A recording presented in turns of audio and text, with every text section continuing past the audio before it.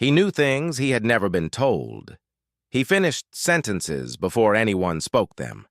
And when they checked his room, there was nothing inside it. No phone charger, no textbooks, no alarm clock, not a single personal item.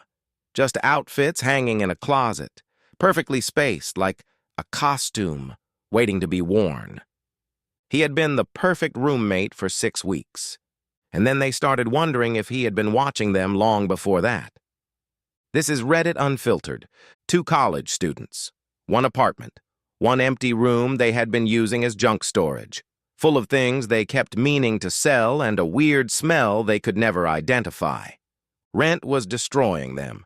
The math on the back of a takeaway receipt made it clear. Something had to change, so they threw together a flyer, tacked it outside the student union. Cheap rent. Don't be a dick. Simple. A few weeks later, a guy called and said he was interested. Quiet on the phone at first, but he warmed up fast. He was a student, too. Same college, different department. He moved in one Sunday with 2 duffel bags and a smile, and within days, it felt like he had always been there. That was the first thing that should have felt wrong. It all clicked into place too fast. He liked the same cheap beer. He smoked. He always seemed to drop exactly the right line to set up a joke, like he had studied the rhythm of their friendship and reverse-engineered himself to fit it perfectly. They thought they had gotten incredibly lucky. They had no idea. The cracks started small, almost invisible, until you lined them all up. Once, the new roommate was cracking eggs at the stove and dropped a detail about a story that had only ever happened between the 2 original housemates. He covered it quickly, said he must have heard it mentioned somewhere. The other guy shrugged and agreed, but neither of them fully believed it. Another time on the balcony, passing a joint around, the new roommate finished a sentence before anyone had spoken the end of it. Got the word wrong, corrected himself immediately, said beer when he should have said beer, but the original word he used was nails. Nobody keeps nails in a sink. Nobody says that by accident. There were dreams, too. Unsettling ones. The new roommate appearing in childhood memories, standing in the background of scenes he had no business being in. Watching. Always watching. Cold hands at a summer pool party. Reading from a washing machine manual like it was a bedtime story. They wrote the dreams off. Stress, cheap weed, overactive imaginations. But then one night at 3:46 in the morning, one of them got up for water and walked into the kitchen in the dark. Hit his vape. The smoke caught the glow of the oven clock and illuminated the new roommate. Standing completely motionless in the corner of the room, rigid, silent, like he had been standing there for hours. Couldn't sleep, the new roommate said. His voice was flat. Me neither. I know, he replied, and then he walked back to his room. And that was before they checked his bedroom. Kevin woke up certain someone had been inside his locked room in the night, going in and out of his closet, making sounds he described as whispering. Not words, not quite. Something beneath language.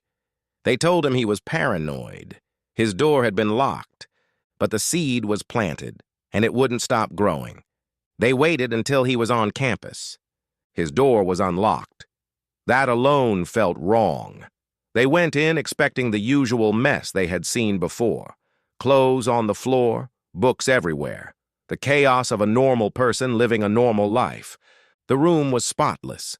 Military precision on the bed, empty drawers, nothing on the desk, a closet with a few outfits hanging at perfectly equal intervals, no phone charger, no alarm clock, no textbooks, no evidence that a real human being lived or had ever lived in this space. It looked like a room that had been staged.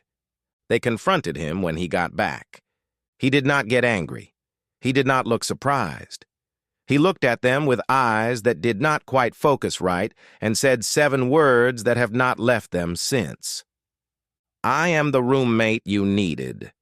They told him they did not want a 3rd roommate anymore. They would figure out the rent. He said okay. He said the rent was always the easiest thing to fix. He went into his room and closed the door. They left and stayed at a friend's place that night. The next morning, he was gone. Completely. No note, no forwarding address, no response to calls or texts.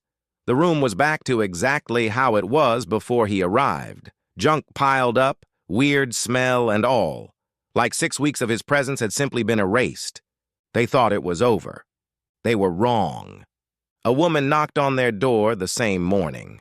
She managed the storage lockers on the other side of the complex. The new roommate had rented one the day before, Unit 114, paid cash for a month, and a package addressed to him had been delivered to her office by mistake. She handed it over and left before they could say no. The box was light, almost too light. Inside, in a bed of packing peanuts, was a neon green yo-yo, cheap, plastic, the kind you win at a carnival, and one of them recognized it immediately. There had been a boy, a childhood friend from one summer decades ago. Brief, intense.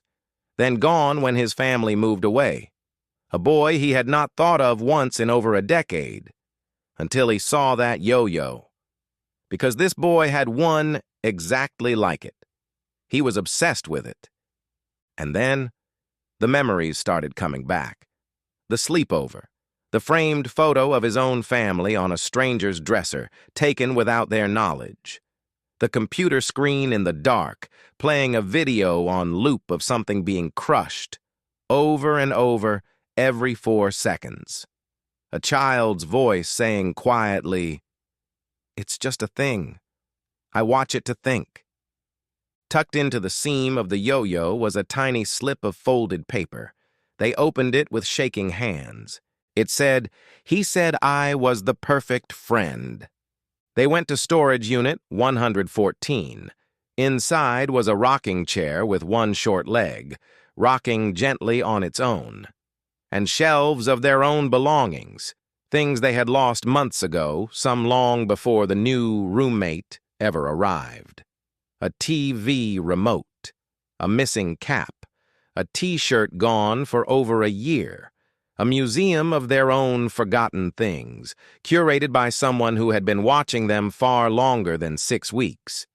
The last item was a notebook filled with geometric patterns that looked like blueprints for something that shouldn't exist. On the final page, a photograph of a young boy neither of them had ever seen. A boy who looked like something terrible had happened to him a long time ago. Kevin called his mother, asked her as casually as he could manage if she had ever heard the name Will. The silence on the other end lasted a long time. Then she said yes. She said Will was Kevin's imaginary friend when he was very small. She said Kevin used to get so upset he couldn't visit the house where Will lived, the White House with the red door. Kevin went pale. He remembered it all suddenly. He said he could still feel it, the way a real memory feels different from something made up. He said Will used to sleep under his bed every night. They have not found the new roommate.